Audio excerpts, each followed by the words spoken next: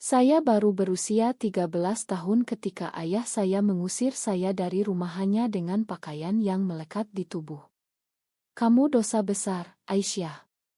Allah tidak meridhoi anak seperti kamu, bentak ayahku sambil menutup pintu rumah kayu kami di pinggir Jakarta dengan keras hingga getarannya masih terasa di dada saya sampai sekarang. Dunia terasa hancur dalam sekejap. Malam itu hujan deras membasahi jalanan ibu kota yang biasanya ramai tapi terasa sepi bagi seorang anak seperti saya.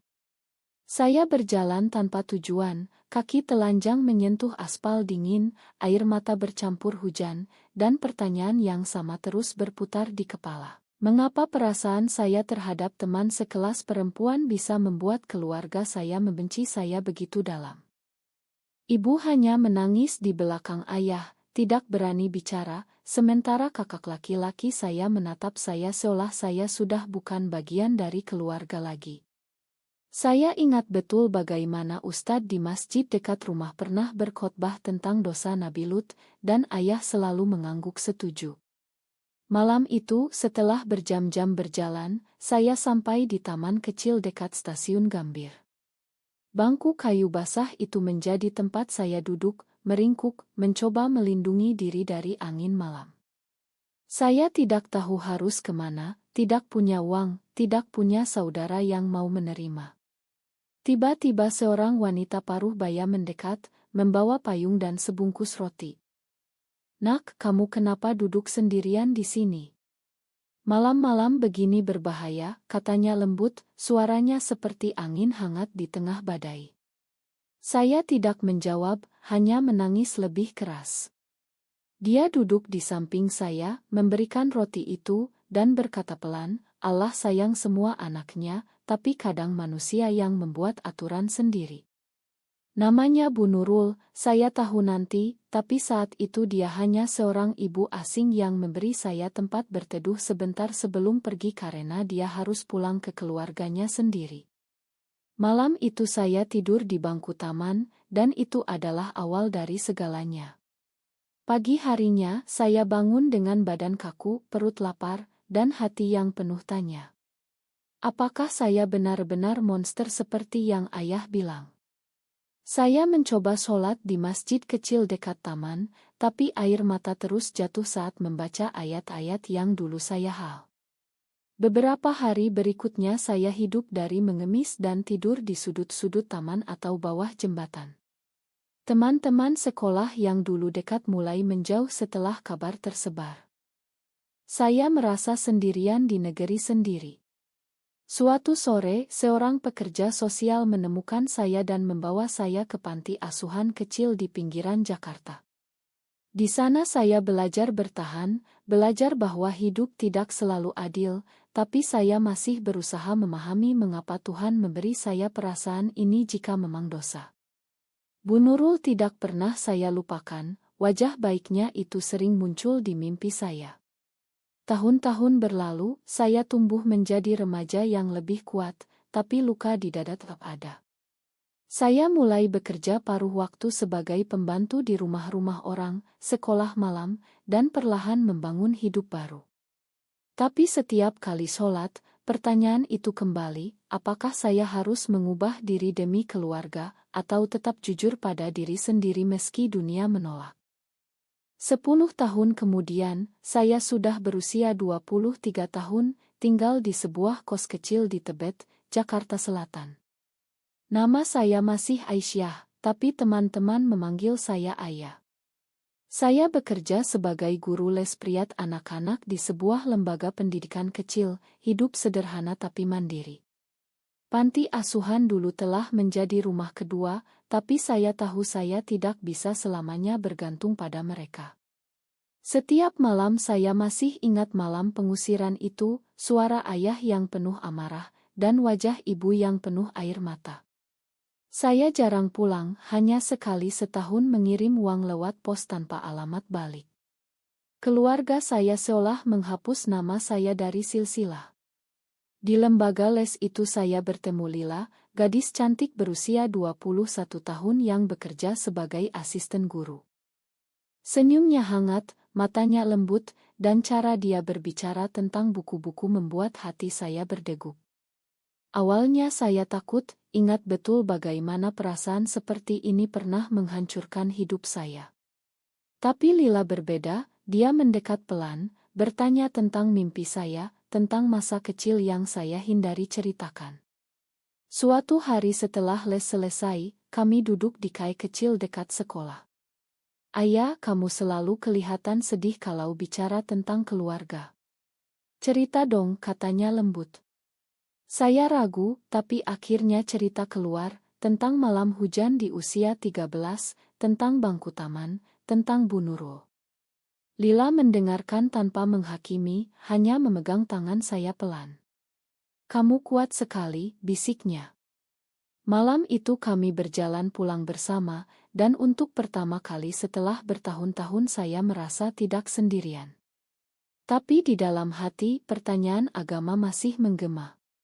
Saya masih sholat 5 waktu, masih baca Al-Quran, tapi ayat-ayat tentang cinta sesama jenis membuat saya gelisah. Lila bilang, agama itu untuk membawa damai, bukan untuk menghukum hati kita sendiri. Kami mulai dekat, bertemu diam-diam di taman yang sama tempat saya dulu duduk.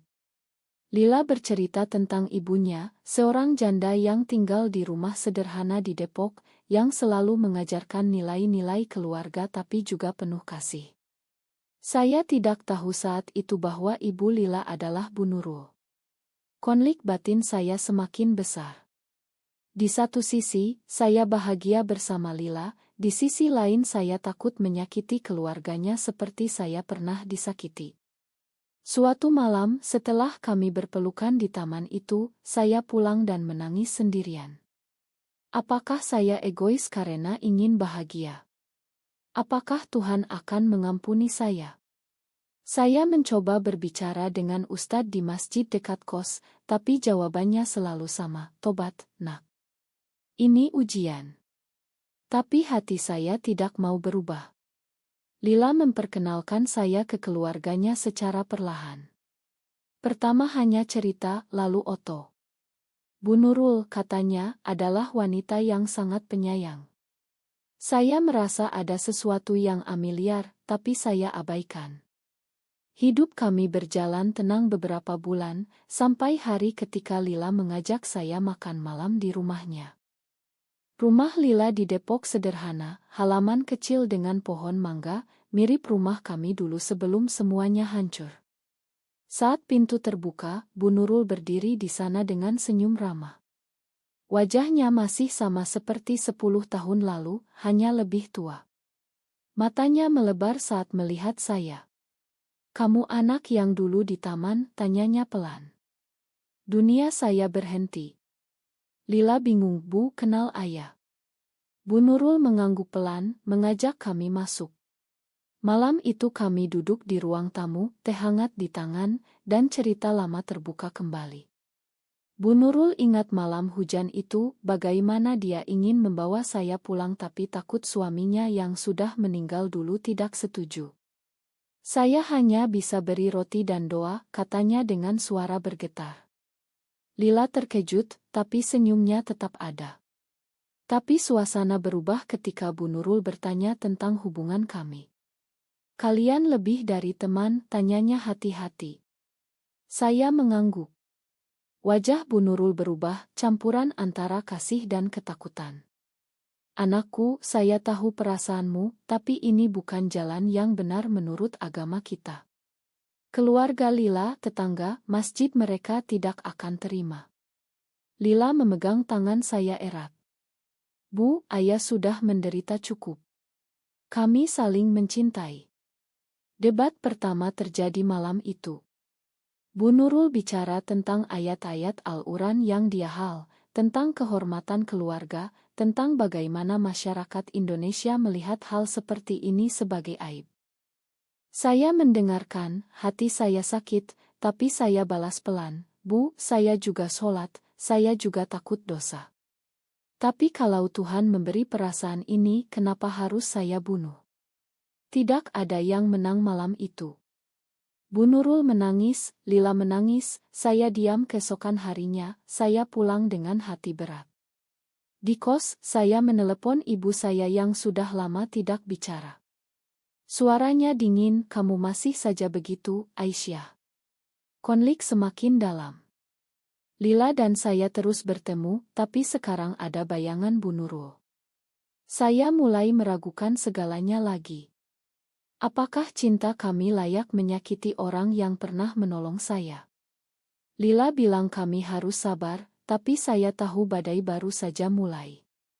Bulan-bulan berikutnya penuh pertengkaran kecil, doa yang gelisah, dan malam-malam di mana saya duduk sendirian di taman lama, mengingat anak kecil yang dulu. Klimaks mulai terasa saat Bu Nurul memutuskan untuk bicara langsung dengan keluarga saya. Dia datang ke rumah orang tua saya di Jakarta, membawa Lila dan saya. Ayah saya membuka pintu, wajahnya langsung mengeras. Ini apa-apaan? Kamu bawa anak sesat ke rumah saya, bentaknya. Bu Nurul tetap tenang, Pak, saya juga ibu. Saya tahu Aisyah dulu, dan sekarang dia mencintai putri saya. Mari kita bicara sebagai orang tua. Ruang tamu menjadi medan perang kata-kata. Ayah bicara tentang dosa, tentang neraka, tentang bagaimana saya telah mempermalukan nama keluarga. Ibu hanya diam menangis. Bu Nurul balas dengan suara lembut tapi tegas, Pak, agama mengajarkan kasih sayang. Saya juga takut dosa, tapi melihat anak-anak ini bahagia, saya bertanya-tanya, apakah kita yang terlalu keras? Lila berbicara tentang hak hidup bahagia, tentang bagaimana dia tidak bisa memilih siapa yang dia cintai. Saya hanya duduk, hati saya terbelah. Di satu sisi saya ingin lari, di sisi lain saya ingin keluarga saya mengerti. Malam itu berakhir dengan ayah mengusir kami lagi, jangan pernah kembali. Bu Nurul pulang dengan wajah pucat. Di mobil, dia bilang, saya tidak sepenuhnya setuju, tapi saya tidak mau kehilangan anak saya. Konflik batin saya semakin parah. Saya mulai jarang sholat, merasa Tuhan jauh. Lila mendukung, tapi dia juga menderita melihat ibunya gelisah. Kami memutuskan untuk tinggal bersama di kos saya, tapi tetangga mulai bergosip. Surat dari masjid datang, mengajak saya bertobat. Saya merasa seperti anak 13 tahun lagi. Suatu malam, Lila memeluk saya erat di taman itu, Ayah, kita sudah kehilangan banyak. Tapi kita punya satu sama lain. Saya menangis, tapi dalam hati saya tahu keputusan ini akan membawa lebih banyak luka. Tahun berikutnya penuh dengan perdebatan panjang. Bu Nurul datang ke kos kami hampir setiap minggu, membawa makanan dan doa. Dia tidak pernah memaksa kami putus, tapi selalu mengingatkan tentang akhirat. Saya cinta kalian berdua, tapi saya takut kalian salah jalan, katanya berulang. Ayah saya sakit, dan ibu menelepon saya untuk pulang. Saat saya datang, ayah bilang lemah, kamu sudah bahagia sekarang. Tapi lihat, ibu kamu menangis setiap malam. Kata-kata itu menusuk. Saya pulang dengan hati hancur. Lila mengerti, tapi dia juga mulai ragu. Mungkin kita egois, ayah, tanyanya suatu malam. Kami bertengkar untuk pertama kali, saling menyalahkan, lalu memakan. Masyarakat di sekitar semakin keras, ada yang bilang kami merusak generasi. Saya kehilangan beberapa murid les karena gosip. Tapi di tengah itu semua, cinta kami semakin kuat. Kami belajar menerima bahwa tidak ada jawaban hitam putih. Agama memberi pedoman, tapi hati memberi alasan hidup. Suatu hari Bu Nurul bilang, saya dulu menolongmu di taman karena kasih sayang. Sekarang saya harus belajar kasih sayang yang sama untuk putri saya. Itu adalah titik balik kecil. Kami mulai sholat bersama, meski tetap dengan pertanyaan besar. Kehilangan keluarga besar, teman lama, dan ketenangan batin adalah harga yang kami bayar. Tapi setiap pagi melihat Lila tersenyum, saya tahu saya bertanggung jawab atas pilihan ini. Akhirnya, setelah bertahun-tahun, kami menikah secara sederhana di hadapan beberapa teman dekat dan Bu Nurul. Ayah saya tidak datang, tapi ibu menyelinap sebentar, memeluk saya sambil berbisik, "Ibu doakan kamu bahagia." Bu Nurul kini memanggil saya anak. Dia masih sholat lebih sering, masih membaca ayat-ayat, tapi dia belajar menerima. Lila dan saya tinggal bersama, membuka les kecil sendiri, dan setiap malam kami duduk di bangku taman yang sama, mengingat perjalanan panjang. Saya tidak lagi bertanya apakah saya benar atau salah. Saya hanya tahu bahwa setiap pilihan membawa tanggung jawab dan kehilangan. Cinta kami bukan kemenangan, tapi penerimaan. Tapi sampai sekarang, pertanyaan itu masih menggantung, apakah mengikuti hati nurani kita selalu benar, atau justru norma agama dan tradisi yang harus kita patuhi meski menyakiti diri sendiri.